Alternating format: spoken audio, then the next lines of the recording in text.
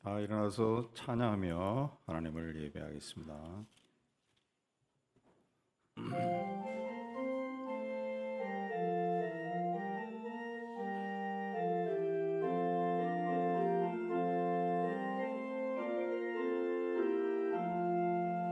피난처 있으니 원한을 다한 자 이리 오라. 강물이 변하고 물결이 일어나 산 위에 넘치되 두렵잖니. 이방이 떠들고 나라들 모여서 진동하나. 오래 주 목소리 한 번만 parla며 천하의 모든 것 망하겠네. 만유주 하나님 우리를 놓으니 피난처여. 세상의 난리를 거치게 하시니 세상의 점검이 쓸데없네.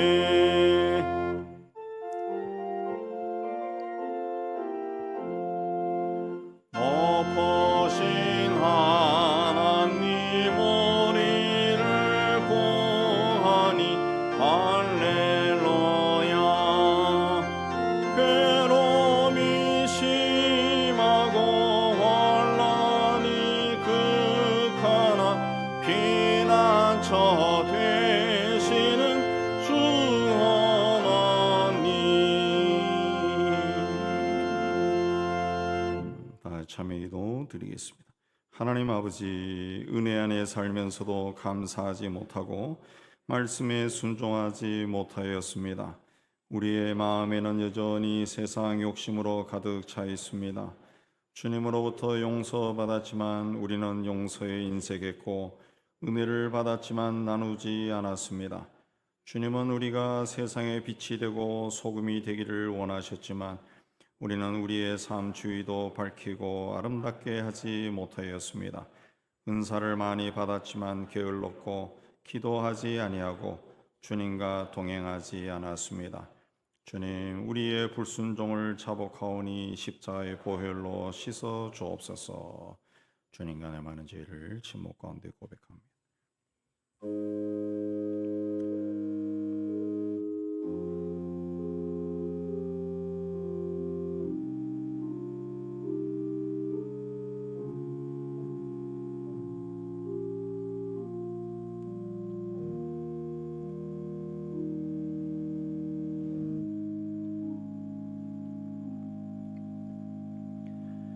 우리가 아직 죄인 되었을 때 그리스도께서 우리를 위하여 죽으심으로 하나님께서 우리에 대한 자기 사랑을 확증하셨느니라. 말씀 의지해서 주께서 우리 죄를 사하셨음을 선언합니다. 아멘. 신앙 고백합니다. 전능하사 천지를 만드신 하나님 아버지를 내가 믿사오며 그 외아들 우리 주 예수 그리스도를 믿사오니 이는 성령으로 잉태하사 동정이여 마리아에게 나시고 본디오 빌라도에게 고난을 받으사 십자가에 못 박혀 죽으시고 장사한 지 사흘 만에 죽은 자 가운데서 다시 살아나시며 하늘에 오르사 전능하신 하나님 우편에 앉아 계시다가 저리로서 산자와 죽은 자를 심판하러 오시리라. 성령을 믿사오며 거룩한 공예와 성도가 서로 토는 것과 죄를 사하여 주시는 것과 몸이 다해 사는 것과 영원히 사는 것을 믿사옵나이다. 아멘. 우리 앉으셔서 이 시간 주님을 찬양하도록 하겠습니다.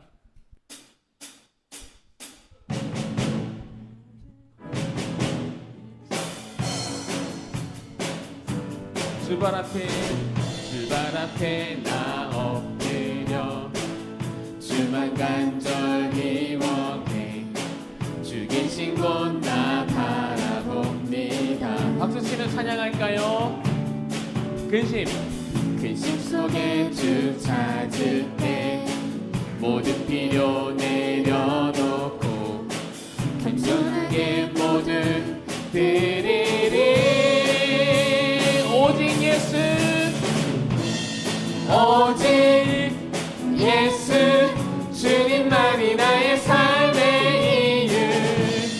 오직 예수, 주님만이 나의 삶의 이유. 주발 앞에 나 엎드려, 주발 앞에 나 엎드려 주만 간절히 원해. 주 계신 곳 나 바라봅니다. 근심 속에 주 찾을 때 모든 필요 내려놓고 겸손하게 모두 드리리. 오직 예수, 오직 예수, 주님만이 나의 삶의 이유. 오직 예수, 주님만이 나의 삶의 이유. 언제나 어디서나 크고 깊은 은혜로 주님 항상 내 안에 계시네. 변함없으신 주님,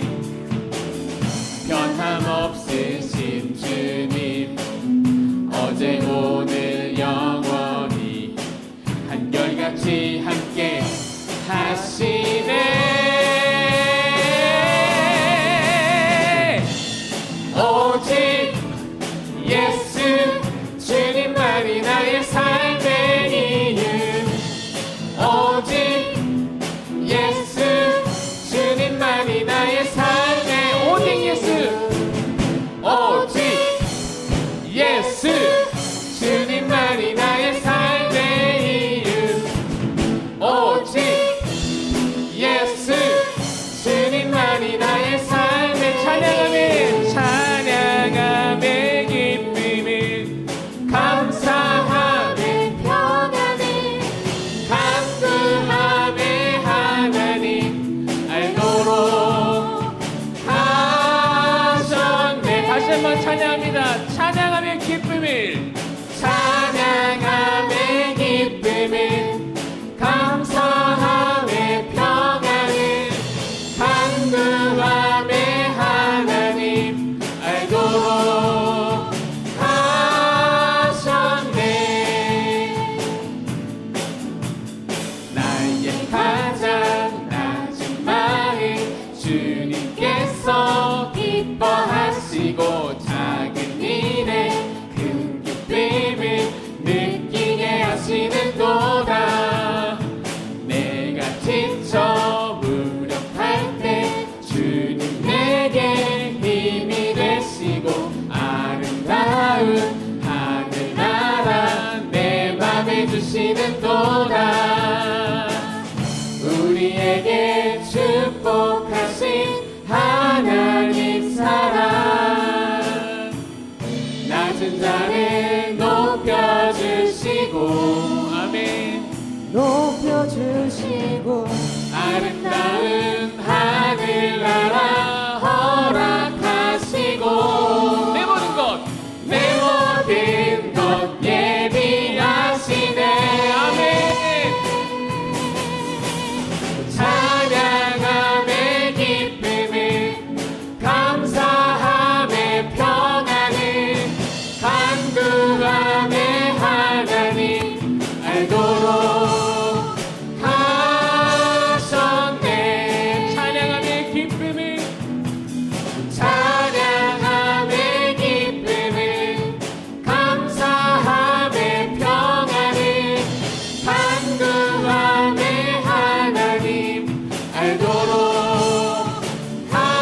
하셨네. 우리에게 기쁨과 찬양을 허락하신 주님께 영광의 박수 올려드리겠습니다. 아멘. 주님 감사합니다.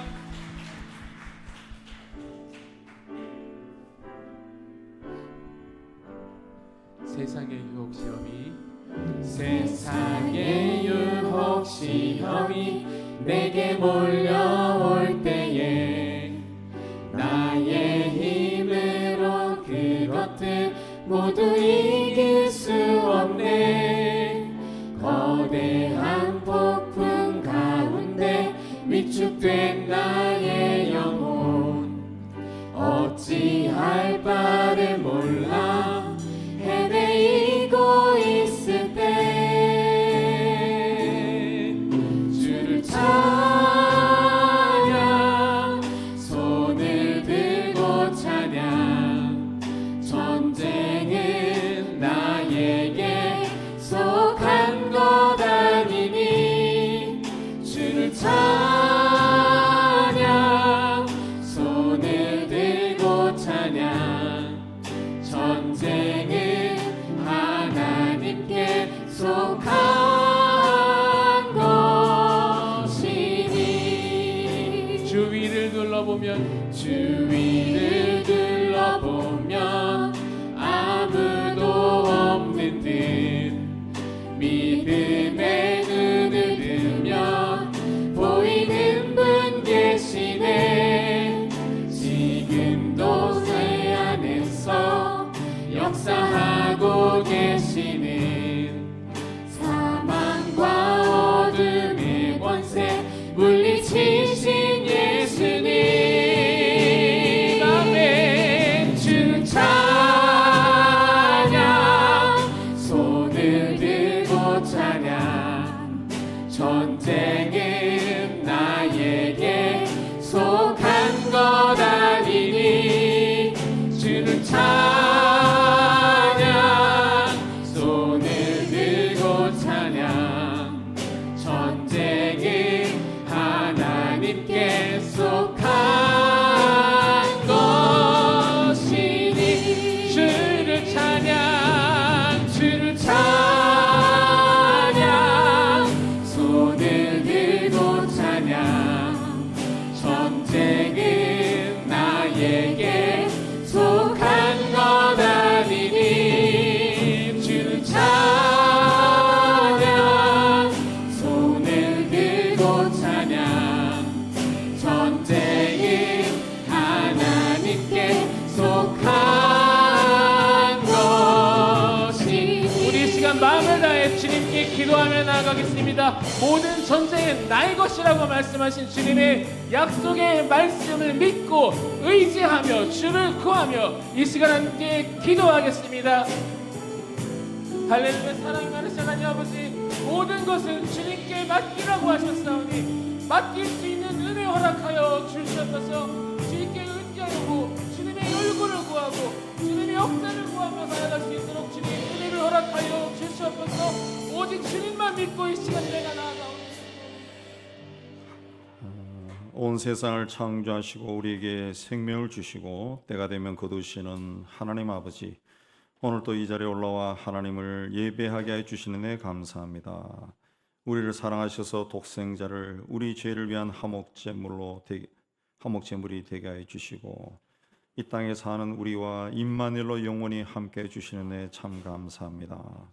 하나님 아버지, 우리가 받은 이 생명을 많은 사람에 전하여 그들도 하나님의 자녀가 되어 땅에 사는 동안 은혜와 복 가운데 살도록 은총을 다하여 주옵소서. 하나님 아버지, 온 세상 곳곳에 더 많은 것을 가지고 싶은 탐욕으로 전쟁이 일어나서 수많은 사람의 삶과 가정이 파괴되고 슬픔과 고통의 소리가 세상에 울려 퍼지고 있습니다.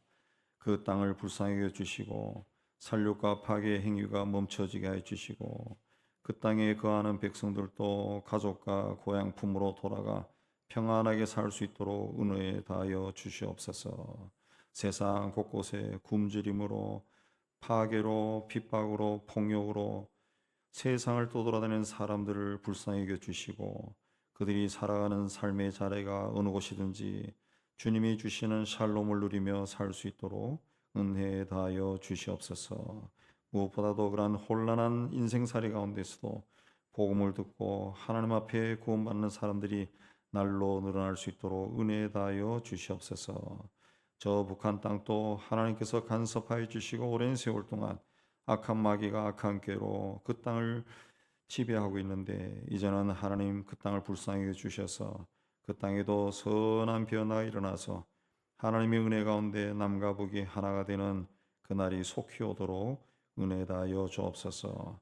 오늘도 하나님 앞에 언론 성도들의 삶과 가정과 산업을 주께서 돌아보아 주시고 주의 은혜와 축복으로 충만케 해 주시고 무엇보다도 병으로 투병하는 성도들에게 건강의 축복을 허락하여 주시고 경제적인 어려움에 처한 성도에게는 그 손으로 하는 모든 일들이 주 안에서 잘되고 형통하도록 은혜 다하여 주옵소서.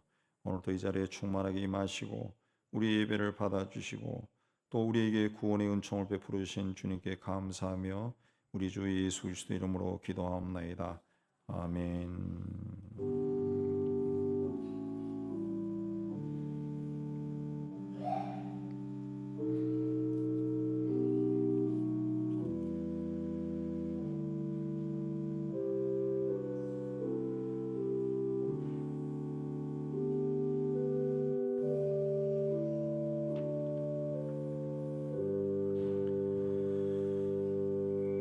교회 소식입니다. 오늘은 사순절 다섯째 주일입니다. 그래서 우리 다음 주는 이제 종료 주일, 고난 주일이 되겠고 다음 주 월요일에서 금요일까지는 고난 주일 새벽 기도회가 있게 되겠고 다음 주 금요일은 성금요일이 되어서 저녁 7시 30분에 성금요일 예배로 드리게 되겠습니다. 그리고 부활 주일에 우리 세례식이 있게 되겠는데 오늘 점심 식사 후에 분일홀에 오시면은 우리 한 짧은 시간 동안 세례 교육을 한 오늘과 다음 주일 두 번에 걸쳐서 하게 되겠습니다. 사순절 성경 읽기 우리 오늘의 말씀 밑에 나와 있습니다. 이번 주에도 부지런히 읽으면서 묵상하시기 바랍니다. 기타 수십 보시고 하나님 은혜 가운데 또 교회 생활 잘 하신 여러분 되시기 바랍니다. 이제 하나님께 드린 예물 봉헌하는 시간 갖도록 하겠습니다.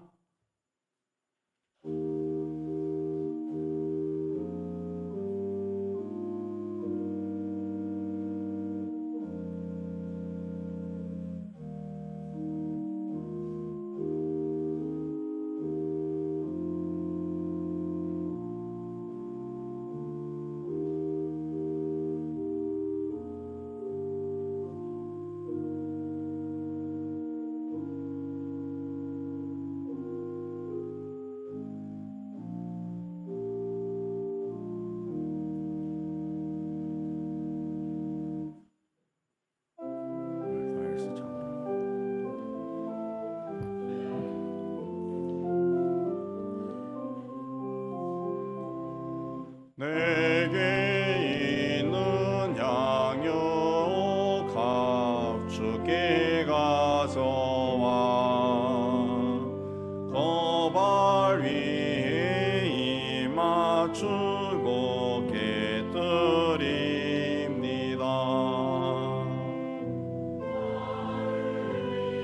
험한 산길 오르신 예수 걸음마다 거신 사랑 새겨놓았네.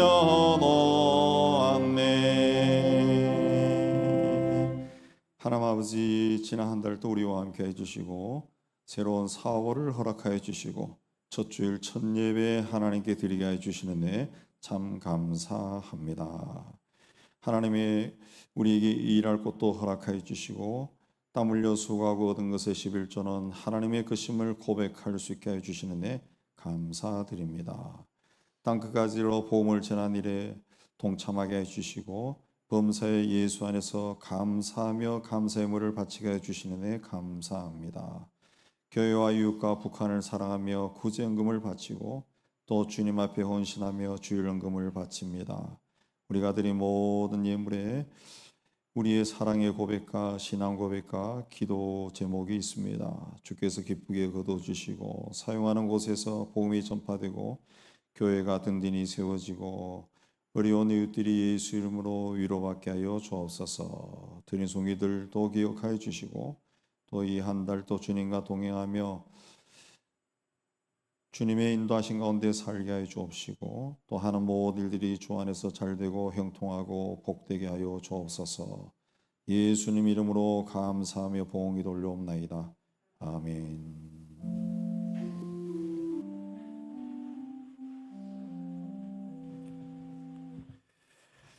오늘 하나님이 주시는 말씀은 요한복음 12장이 되겠습니다. 12장 우리 1절에서 8절까지 한 절씩 교도합니다. 6월절 엿새 전에 예수께서 베다니에 이르시니 이곳은 예수께서 죽은 자 가운데서 살리신 나사로가 있는 곳이라.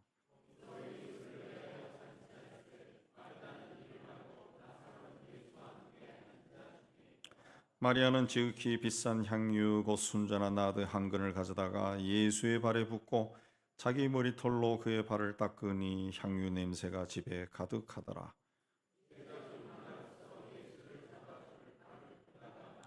이 향유를 어찌하여 300데나리온에 팔아 가난한 자들에게 주지 아니하였느냐 하니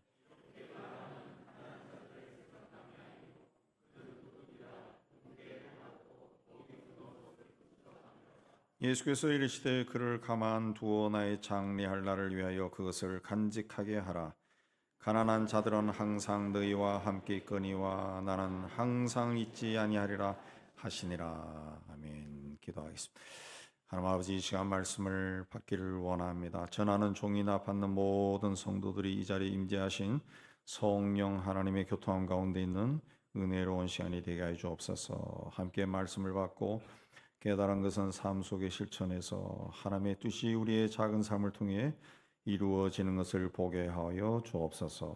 예수님 이름으로 기도하옵나이다. 오늘 말씀 1절에 6월절 엿새 전에 예수께서 베다니에 이르시니 이곳은 예수께서 죽은 자 가운데서 살리신 나사로가 있는 곳이다.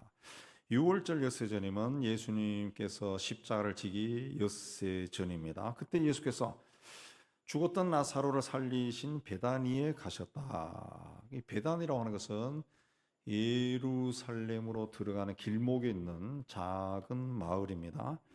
오늘 말씀이 마태복음과 마가복음에도 똑같은 말씀이 기록되어 있는데 마태와 마가는 베다니에 있는 문둥이 시몬의 집에서 식사하실 때 있었던 일이다 그랬습니다.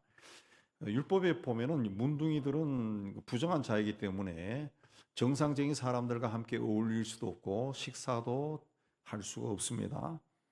근데 문둥이 시몬의 집에서 식사를 했다라는 것을 봤을 때 아마도 이 시몬이 예수님에 의해서 치유받은 것으로 봅니다. 그리고 2절에 보면은 그 시몬의 집에서 마르다가 식사 준비와 접대를 한 걸로 나오는데 그래서 마르다가 시몬의 부인일 것이다. 그렇게 추측해요. 그러면 남편이 문둥병에 걸렸다가 그 예수님에 의해서 치유받았습니다. 또 마르다의 오빠, 몸이 약한 오빠가 병에 걸려 죽었는데 또 예수님이 다시 살려줬어요. 얼마나 기뻤겠습니까? 그래서 마르다가 예수님 일행을 다 초대해서 그 집안이 초대해서 잔치를 연 겁니다. 근데 예수께서 6월절에 십자가에 돌아가셨는데 시몬의 집에서 6월절 엿새 전에 잔치가 열렸다. 예. 오늘 사건이 예수님의 순환과 관계가 있다라는 것을 암시하는 겁니다. 오늘 우리가 요한복음 12장 말씀을 읽었는데 11장 마지막 부분으로 돌아가서 살피면은 11장 53절에 보면은 이날부터 그들이 예수를 죽이려고 모의하니라. 이날부터라고 하는 것은 예수께서 죽은 나사로를 살린 날부터입니다. 그래서 요한복음 11장 44절까지 죽은 나사로로 살아가는 이야기가 있어요. 그래서 11장 47절에 보면은 죽은 나사로가 살아난 후에 예루살렘 공회가 모여서 회의를 했어요. 그리고 57절에 보면 대제사장들과 바리새인들이 누구든지 예수 있는 곳을 알거든 신고하여 잡게 하라 그런 명령을 내렸습니다. 예수님이 현상 수배된 겁니다. 이런 살벌한 분위기 속에 예수께서 베다니에 가셨다 그랬습니다. 상황이 아주 긴박하게 돌아갑니다. 예수님이 체포될 수 있는 위기 상황입니다. 공회가 결의해서 선포했기 때문에 이제 예수를 잡으려고 하는 사람들이 눈에 불을 켜고 찾아다니고 있습니다. 가룟 유다도 예수를 넘길 기회를 엿보고 있습니다. 이제 예수께서 예루살렘에 올라가면 반드시 체포되어 죽임을 당할 수밖에 없습니다. 그러나 이 사실을 모르는 사람들은 시몬의 집에 모여서 마르다는 일하고 나사로는 그 앉아 있는 사람들 중에 있었다 그랬습니다. 그때 마리아가 순전한 나드 한 근을 가져다가 예수의 발에 붓고 자기 머리털로 그 발을 닦았다 그랬습니다. 같은 이야기가 기록되어 있는 마태와 마가복음에 보면은 한 여인이 예수의 머리에 향유를 부었다 그랬습니다. 이걸 이제 요한복음까지 같이 읽어보면 한 여인은 마리아가 되는 것이고, 머리에 부은 향유가 이제 몸을 타고 흘러내려서 발까지 흐르니까 그걸 마리아가 머리털로 닦았다 그렇게 봅니다. 그 모습을 보고 가룟 유다가 마리아를 꾸짖었습니다. 자, 향유 한 근을 머리에 부은 마리아, 그걸 보고 비난한 유다, 그 차이는 뭘까? 마리아는 예수님에게서 생명을 받습니다. 유대인들은 그 옛날은 이제 뭐 도로 포장도 안 돼 있고 하니까 먼 길을 온 손님이 자기 집에 들어올 때 손과 발을 씻을 수 있도록 항상 물을 준비해서 드립니다. 근데 마리아는 향유를 예수님께 붓고 발을 머리털로 닦았다. 향유는 오늘날 그 사용하는 향기와 같은 건데, 그 향기는 몇 방울만 뿌려도 그 온 방 안에 그 향내가 진동을 하죠. 마리아가 부은 향유는 성서의 원어에 보면은 히말라야 산에서 나는 식물에서 추출한 스파이크 나드라고 하는 고대 시대의 가장 고귀한 향이라고 합니다. 근데 마리아는 그렇게 귀한 순전한 나드 한 근을 예수님께 부었다는 거예요. 유다가 이 장면을 보고 이걸 300데나리온에 팔아서 가난한 사람들에게 주지 않고 왜 이렇게 낭비하냐 하고 꾸짖었습니다. 한 데나리온은 당시 노동자의 이 하루 품삯이, 그러니까 300데나리온은 1년 연봉에 해당되는 겁니다. 그러니까 굉장히 비싼 향유죠. 또 한 근이라고 했을 때는 이게 양이 굉장히 많아요. 그래서 아무리 귀한 분이라 할지라도 어떻게 그렇게 비싼 향유를 또 그 많은 것을 한꺼번에 다 부어버리느냐, 낭비하느냐. 가룟 유다가 말할 때 아마 옆에 같이 있었던 사람들도 그 말에 동조했을 겁니다. 자, 이 베단이라는 곳이 어떤 곳이냐 하면은, 자, 서울 근교에 그 국경선이 쳐진 건 아니지만 서울 근교에 있는 도시가 어떤 도시입니까? 부천, 성남, 하남, 남양주, 의정부, 장흥, 고양 이런 도시예요. 이런 도시. 옛날에도 어느 나라나 수도에는 왕이나 이 최고 황제가 있는 수도에는 이 여유 있는 사람들이 삽니다. 왜? 땅값이 비싸고 집값이 비싸니까. 옛날에도 서민들은 성문 밖에 살아요. 성문 밖에. 주변에 다 산다고. 따라서 베단이라고 하는 것은 예루살렘에 들어가 살 수 없는 서민들이 사는 동네라. 더군다나 이 문둥이 시몬의 집입니다. 그러니까 그 서민들이 이 난치병의 문둥병을 고치기 위해서 얼마나 노력했겠어요. 아마 집안이 다 풍지박산 됐을 겁니다. 그래서 그 집에 들어가서 잔치라고 해봤자 예수님이 그런 상다리가 부러질 정도의 음식을 먹고 즐기는 분이 아니니까 아마 굉장히 소박한 이 음식을 이 주인이 아주 정성스럽게 준비를 했을 거예요. 근데 그런 동네에, 그런 집에 마리아가 들어오더니 아주 비싼 향유를 다 쏟아 부었다는 거죠. 그걸 보고 가룟 유다가 낭비해. 왜 낭비하냐 비난해. 사람들도 거기에 아유 저렇게 아까운 거 아마 동조했을 겁니다. 근데 마리아는 왜 그런 행동을 했을까? 마리아도 당시 다른 사람들처럼 예수님의 발을 물로 씻을 수가 있어요. 그래도 이게 굉장히 귀한 행동입니다. 근데 마리아는 비싼 향유를 붓고 머리털로 닦았다. 마리아가 예수님께 한 행동은 당시 황제에게 부하들이 충성을 맹세할 때 하는 행동입니다. 발을 닦는다 할 때 어떻게 합니까? 앉아있는 사람 발을 닦는다. 서 있는 사람 발을 닦는다. 어쨌든 본인이 고개를 숙여야 돼. 무릎을 꿇고 고개를 숙이고 그리고 닦아야 됩니다. 닦아야 돼. 당시 황제 앞에 나간 신하들은 황제의 발밑에 머리를 쪼아리고 발에 입을 맞췄어요. 황제의 발에 입을 맞추며 충성을 맹세했습니다. 마리아는 죽은 오빠 나사로를 살려주신 예수님을 그저 자신의 가족을 사랑하고 자기들도 사랑하는 그런 분으로 여기지 않고 신앙의 대상으로 본 겁니다.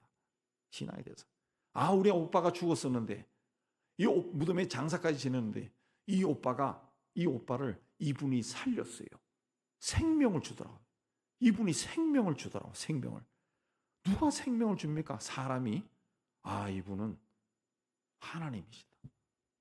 생명을 주관하신 분이구나.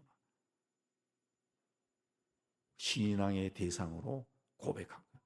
베드로가 주는 그리스도요 살아계신 하나님의 아들이시니다 고백했듯이 그녀는 예수께 향유를 붓고 머리털로 발을 닦은 것은 예수를 주님으로 고백한 거예요. 주님으로 고백한 거예요.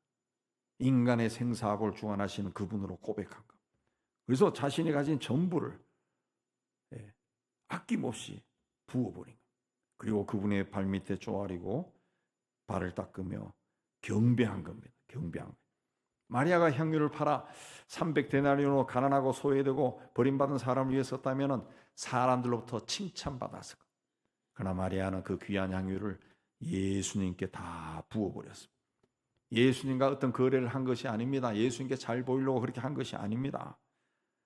이분이 나의 죽었던 오빠에게 생명을 다시 주셔서 살려주신 분이에요. 생명을 주관하시는 주님. 세상 무엇과도 바꿀 수가 없는 그 생명을 주신 주님께 자신이 가진 가장 좋은 것을 다 바친 거예요. 다 쏟아부은 겁니다. 지금부터 한 14년 전에 2011년 8월 경에 평소에 채소 장사하며 그 오남매를 훌륭하게 키운 가톨릭 신자 한재순 씨가 둘째 딸과 함께 추기경을 찾아가서 저는 죄인입니다. 세상에 나와서 잘한 일 한 것이 없습니다. 좋은 데 써주세요 하면서 1억 원짜리 수표 9장을 헌금했어요. 며칠 뒤 한 수도원을 찾아가서도 1억 원을 또 헌금했어요. 그렇게 헌금한 후에 파킨슨 병으로 요양원에 입원해 있는 남편을 찾아가서 자기가 한 일을 보고하고 우리 부부가 평생 하고 싶었던 일을 내가 마침내 다 했다 하고 두 부부가 기쁨의 눈물을 흘렸답니다. 그리고 집에 돌아온 한재순 씨는 딸에 의하면 새벽 4시까지 감사 기도를 드렸다고 합니다. 홍용희 한재순 부부는 먹고 싶은 거 안 먹고 헤이즐네이 기워 입고 양말도 기워 신고 더운 날 선풍기도 덜 틀고 추운 날 난방도 덜 켜면서 그렇게 해서 평생 모은 재산 10억을 하나님께 헌금했습니다. 어머니는 먹을 거 다 먹고 쓰고 싶은 거 다 쓰면은 하나님 앞에 할 것이 뭐가 있니? 라고 딸에게 말했다. 그렇게 헌금한 후 한 6개월 정도 지나서 남편은 지병으로 세상을 떠나고 아내는 남편이 세상을 떠난 이튿날 갑작스러운 뇌출혈로 세상을 떠나서 장례를 같이 치렀다고 합니다. 그리고 부부의 통장에는 280만 원만 남아 있었다고 합니다. 그들은 오직 하나님만 바라보고 근검절약해서 모은 것을 하나님께 기쁘게 다 바쳤어요. 하나님만이 자신들에게 생명을 주신 분이고 때가 되면 우리의 생명을 거두시는 분이라는 것을 믿었어요.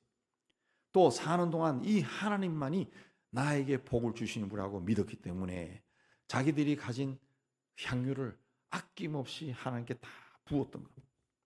마리아가 향유를 붓고 엿새 후에 예수께서 십자가에서 돌아가셨습니다. 물론 마리아는 그걸 몰랐을 겁니다. 그러나 앞으로 일어날 일을 다 알고 계신 주님께서 마리아의 헌신을 하나님께서 사용하시는 것을 봤습니다. 그리고 말씀하시기를 그를 가만히 둬서 나의 장래할 일을 위하여 그것을 간직하게 하라. 무슨 뜻인가 하면은 그는 나의 장례날에 쓰려고 간직한 것을 쓴 것이다. 3번의 의리 되어 있습니다. 주의 말씀에 따르면 마리아는 주님의 장례를 위해 향유를 간직해 왔고 마침내 때가 되어 그 향유를 예수께 부었다는 겁니다. 그래서 예수의 장례를 준비한 일이 되었다는 거죠. 뭐 꼭 주님의 장례를 위해 준비한 것이 아니라 할지라도 아마 마리아는 가장 귀한 것을 위해 쓰기 위해서 그걸 준비했는데 마침 예수님께 감사하는 마음으로 그걸 다 쏟아부으니까 그게 하나님이 봤을 때는 주님을 장사하는 것이 된 겁니다. 그래서 마가복음에 보면은 예수께서 온 천하에 어디서든지 복음이 전파되는 곳에는 이 여자가 행한 일도 말하여 그를 기억하리라 그랬습니다. 요한은 하나님이 세상을 이처럼 사랑하사 독생자를 주셨다 그랬습니다. 하나님은 하나뿐인 아들을 우리를 위해 십자가의 제물로 바쳤습니다. 마리아는 자신이 가진 가장 귀한 것을 주님께 다 쏟아부었습니다. 사랑하지 않으면 이런 낭비를 할 수가 없습니다. 이걸 거룩한 낭비라고 그러죠. 만약에 우리 자녀가 난치병으로 사경을 헤매고 있다 그러면은, 그런데 그 병을 살릴 수 있는 방법이 있다 그러면은 세상의 부모들은 자기의 모든 것을 다 바칠 겁니다. 다 바칠 겁니다. 그건 낭비라고 하지 않습니다. 낭비라고 하지 않습니다. 하나님은 우리를 구원하기 위해 독생자를 줄 만큼 우리를 사랑하셨다. 그래서 하나님의 독생자를 주신 것은 거룩한 낭비, 고귀한 낭비라고 그렇게 이야기합니다. 우리도 하나님을 위해 이 거룩한 낭비를 할 수 있는 그 믿음을 달라고 기도하고 하나님 앞에 나아가는 여러분들이 다 되시길 주의 이름으로 축복합니다. 그러나 가룟 유다는 예수님에게서 세상의 힘을 봤어요. 예수님이 병자를 고치고 귀신을 쫓아내고 죽은 자를 살리고 풍랑을 잔잔하게 하는 것을 보고 이분이야말로 로마를 쫓아내고 이스라엘을 구원하고 다윗 왕국을 재건할 메시아다 그렇게 믿었습니다. 그러나 예수님을 따라다니면서 계속 보니까 이분이 그런 정치적인 메시아의 길을 가지 않는 거예요. 그래서 실망해서 예수를 팔아버렸어요. 그러나 후에 자신이 저지른 일이 걷잡을 수 없는 방향으로 나아가는 것을 보고 양심의 가책을 받아 후회하고 목매달아 죽고 말았습니다. 가룟 유다가 마리아가 예수님께 부은 향유값이 300데나리온이라고 말했는데 그처럼 그는 계산이 빠른 사람이에요. 예수님의 제자 중에는 세리 출신인 마태도 있습니다. 그러나 예수님은 그 계산이 빠른 이 가룟 유다를 예수 공동체에 돈깨를 맡겼다. 돈깨를. 자, 그렇게 계산이 빠르다고 하는 것은 돈의 흐름에 민감하다는 것이고 돈을 좋아한다는 겁니다. 예. 사탄은 사람을 유혹할 때 사람이 가장 잘하는 것으로 유혹을 합니다. 돈을 좋아하거나 돈을 잘 버는 사람은 돈으로 유혹하고, 지식을 쌓는 걸 좋아하는 사람은 지식으로 유혹하고, 명예를 제일 좋아하는 사람은 명예를 자극해서 유혹합니다. 사탄은 돈 계산이 빠른 가룟 유다를 돈으로 유혹했어요. 가룟 유다가 예수님을 은30에 팔아버렸습니다. 이거 제정신으로 한 게 아닙니다. 이전에 요한복음 6장에 보면은 예수께서 내가 너희 12를 택하지 아니하였느냐 그랬습니다. 내가 너희 12명을 택했다는 제자로. 그러나 너희 중에 한 사람은 마귀다 그랬습니다. 마귀다 그랬습니다. 요한복음 14장에 보면은 마귀가 시몬의 아들 가룟 유다의 마음에 예수를 팔려는 생각을 넣었다 그랬습니다. 이 가룟 유다에게는 일찍부터 예수에 대한 어떤 믿음이 없었던 겁니다. 그리고 예수님에 대해서 뭔가 세상적인 힘, 세상적인 기대를 많이 한 거예요. 그게 잘 안 이루어지니까 마귀가 가룟 유다의 마음에 예수를 팔려는 생각을 넣었다. 그래서 마귀의 유혹에 넘어가서 자기도 모르게 예수를 팔아버린 거예요. 무엇인가 밤낮 생각하면은 그것의 종이 됩니다. 돈을 밤낮 생각하면은 돈의 종이 되고, 술을 생각하면은 술의 종이 되어버립니다. 가룟 유다는 밤낮 예수님이 가진 그 힘을 생각했어요. 아, 이분이 한번 나서면 세상이 뒤집어질 수 있는데, 또 한편으로 가룟 유다가 좋아했던 것이 돈이에요. 돈. 아, 돈이 많으면 나도 뭘 할 수 있는데, 그 생각이 사로잡혀 있었다는 거죠. 네. 그런데 예수님은 세상에 어떻게 오셨어요? 죽으러 오셨어요. 죽으러 왔어요. 그러면 누군가가 예수를 죽여야 돼요. 그런데 그 역할을 가룟 유다가 했다는 거죠. 가룟 유다는 예수를 당시 노예 한 명의 값인 은 30에 팔아버렸어요. 결국 가룟 유다는 예수님이 십자가에 가는 못 박혀 죽는 그 길로 가게 만들었어요. 그리고 양심의 가책을 받자 대제사장과 장로들이 가서 은 30냥을 돌려주고 내가 무죄한 피를 팔고 죄를 범하였다, 그렇게 후회했어요. 유다라고 하는 이름은 하나님을 찬송한다는 뜻입니다. 그러나 그는 하나님을 찬송하는 삶을 살지 못했습니다. 예수께서 겟세마네 동산에서 땀을 핏방울처럼 흘리며 간절히 기도할 때 베드로와 요한과 야곱은 비록 졸기는 했지만 예수는 가까운 곳에 있었으며 나머지 제자들도 조금 떨어진 곳에 있었습니다.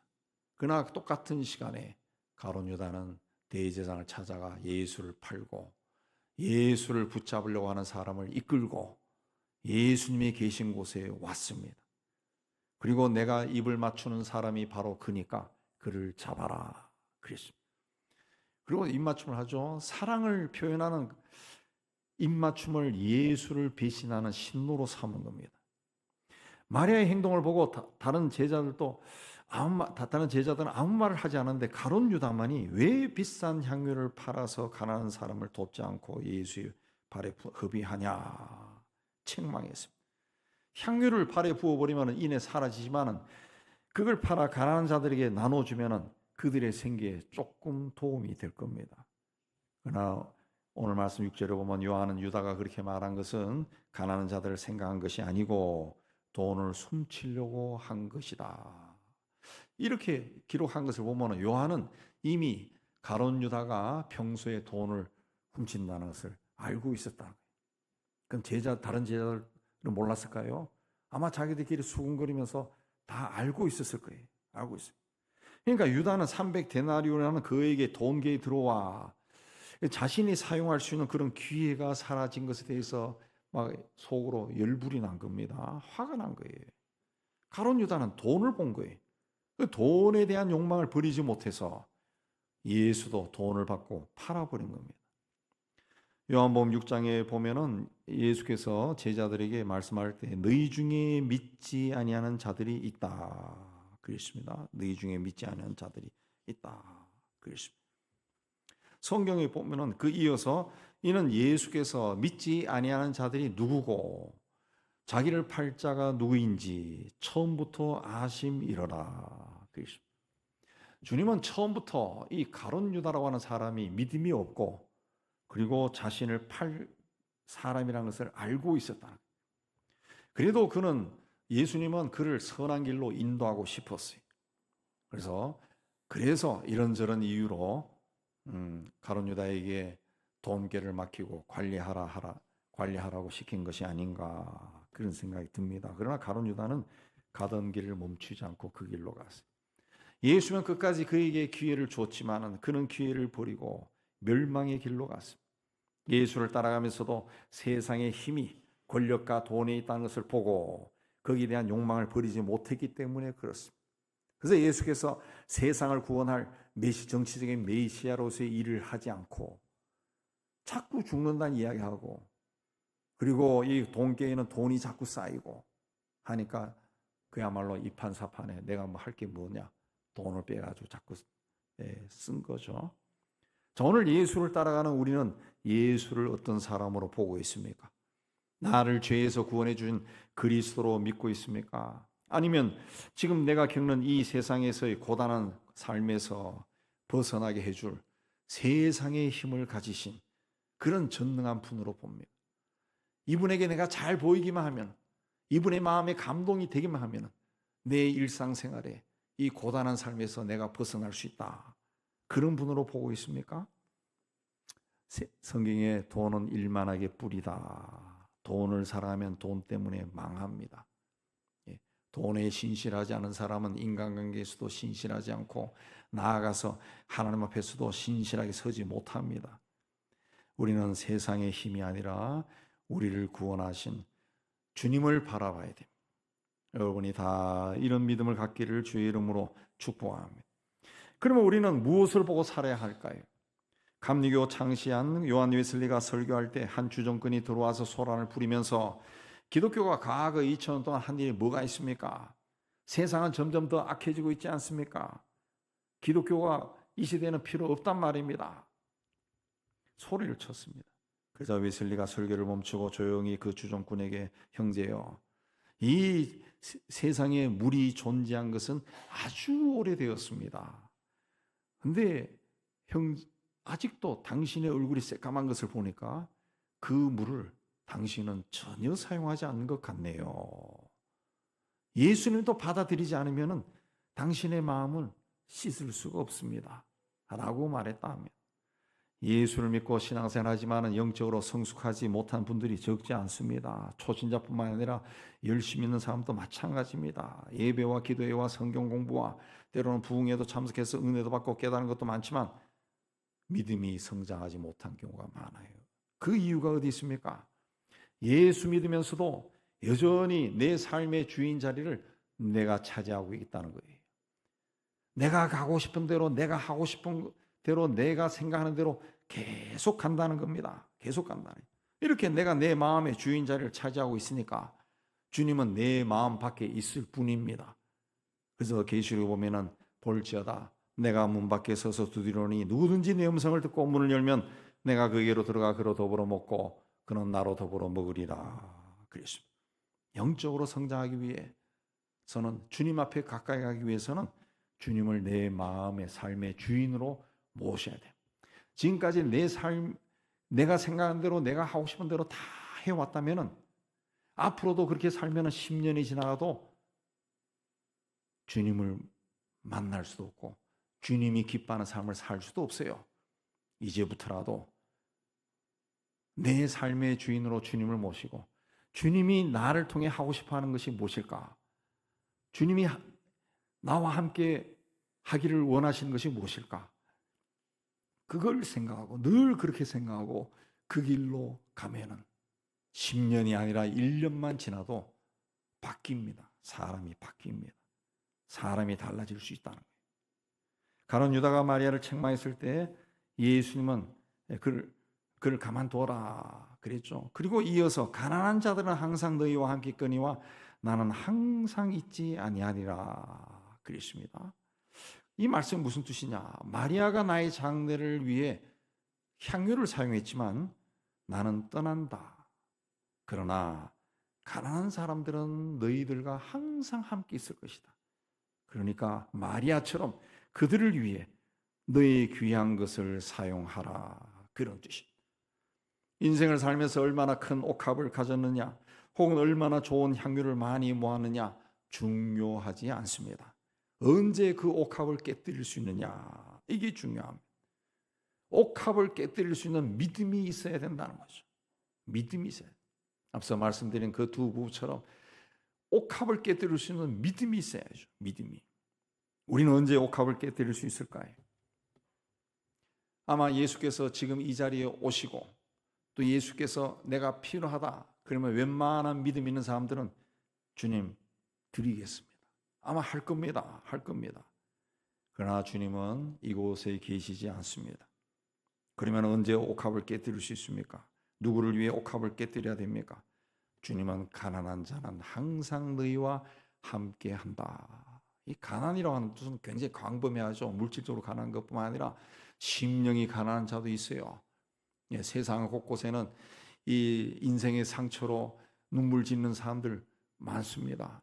어린 나이에 고아가 된 사람도 있고 이런저런 일로 시달리고, 요즘 뭐 전쟁으로 인해서 뉴스에 많이 나오지만 난민이 되어서 굶주리고 떠돌이 생활하고 폭력의 희생자가 되고 그런 사람들이 세상에 참 많다는 거죠. 그런 사람들이 항상 있다는 거죠. 항상. 그러니까 우리 곁에 있는 이 가난한 자들, 우리 곁에 있다라고 하는 것은 내 이웃집에 그런 사람이, 우리 이웃집에는 그런 사람 없는데요, 이게 아니라 내 귀에 들려오는 사람, 내 눈에 보여지는 사람이 있다는 거죠. 그들을 돕는 것이 옥합을 깨뜨린, 그리고 향유를 붓는 겁니다.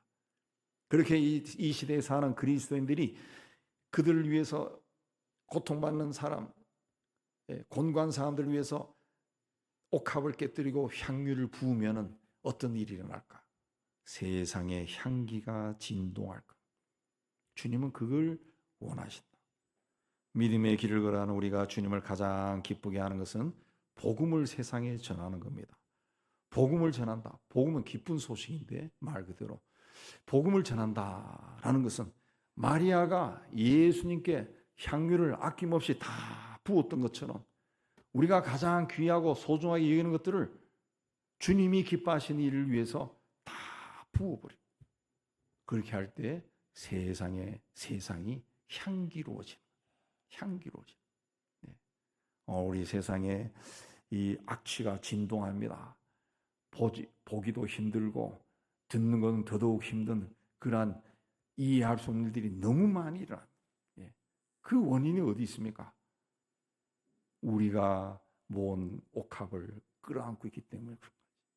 그걸 깨뜨려서 세상에 부어버리면 세상이 향기로워지지 않을까요?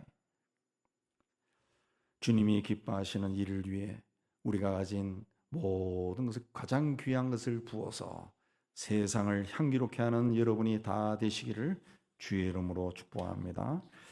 하나님 아버지, 우리는 참 연약합니다. 아직도 세상적 욕망에 시달리며 그것을 이기지 못하고 살아갑니다. 불쌍히 여겨주시고 오늘 말씀에 나오는 마리아처럼 우리도 주님을 위해 우리가 가장 귀하게 여기는 것을 드릴 수 있는 믿음을 다하여 주옵소서. 그리하여 마리아가 그 예수님께 이 기름을 향유를 부은 것이 주님의 십자가를 준비한 것처럼 우리가 한 행위가 주님을 가장 기쁘게 하는 바로 그 시간에 해야만 된 일이 될 수 있도록 은혜를 더하여 주옵소서. 예수님 이름으로 기도하옵나이다. 아멘. 우리 216장 찬송합니다.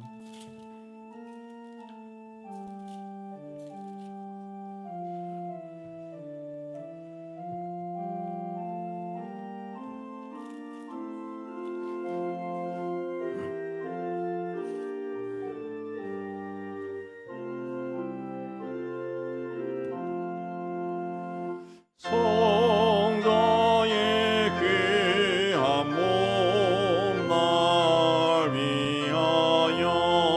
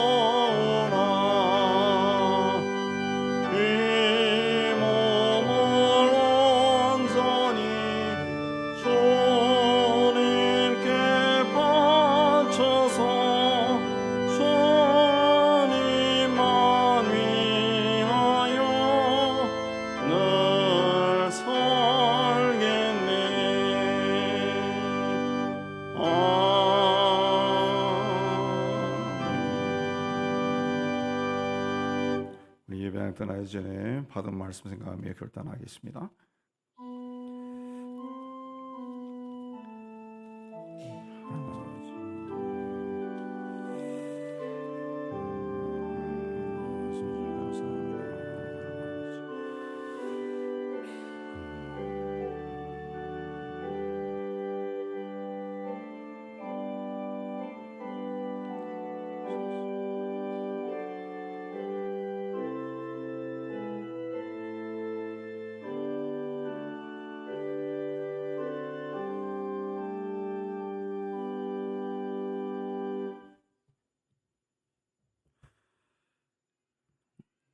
다시 세상의 희망을 선포합니다. 시작. 하나님의 희망을 보리라.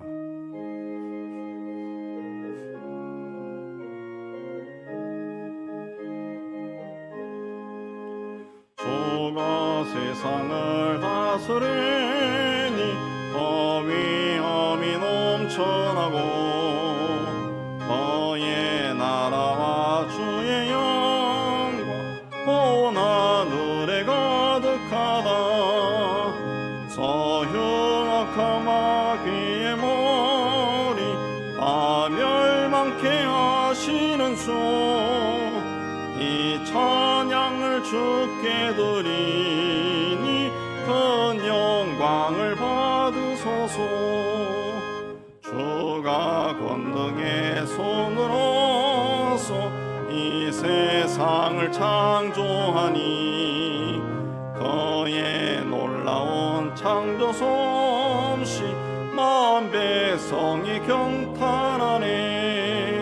저 하늘의 별들도 모두 주 영광을 나타내어 늘 돌보아 주시는 주께 큰 영광을 돌립니다.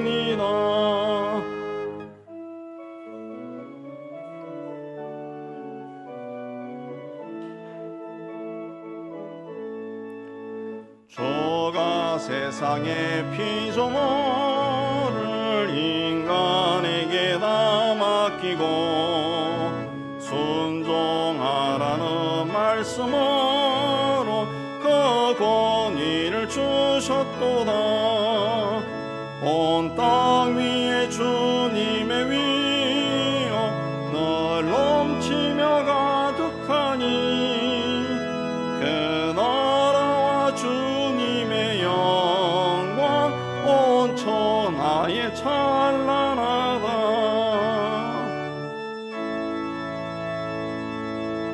여호와는 내게 복을 주시고 오늘을 지키시기를 원하며 여호와는 그 얼굴을 내게 비추사 은혜 베푸시기를 원하며 여호와는 그 얼굴을 내게로 향하여 드사 평강 주시기를 원하노라. 이제는 우리 주 예수 그리스도 은혜와 하나님의 아버지의 극진하신 은혜와 또 성령의 교통하심이 주의 몸된 교회와 세상 속으로 터지는 하나님의 자녀들 위해 이제부터 영원토록 함께 있을지어다. 아멘.